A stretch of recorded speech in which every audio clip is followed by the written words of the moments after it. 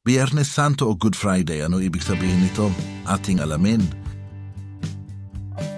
Ayon sa simbahang Katoliko, ang Biyernes Santo ay isang mahalagang araw na ginugunita ang pagkamatay ni Jesus sa krus. Ito ay bahagi ng Semana Santa o Holy Week na nagsisimula sa Palm Sunday at nagtatapos sa Easter Sunday. Ang Biyernes Santo ay isang araw ng pagluluksa, pag-aayuno at penitensya. Ang Biyernes Santo ay nagbibigay diin sa sakripisyo ni Jesus para sa kasalanan ng sangkatauhan.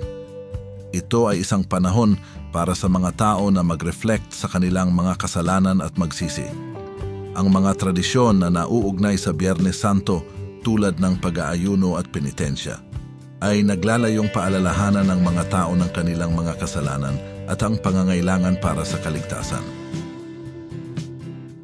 Sa Pilipinas, may mga tradisyon at superstisyon na nauugnay sa Biyernes Santo, tulad ng pagbabawal maligo pagsapit ng 3:00 ng Biyernes Santo.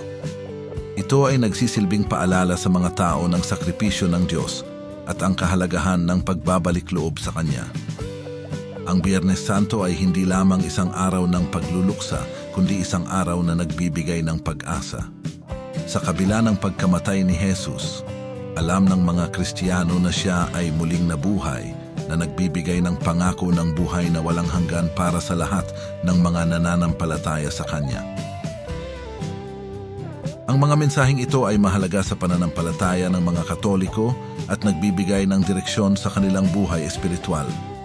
Ang Biyernes Santo ay isang paalala na ang Diyos ay nagmamahal sa atin sa puntong handa siyang magsakripisyo para sa atin. Thanks God! Nawa pinagpala kayo sa video at pakikinig.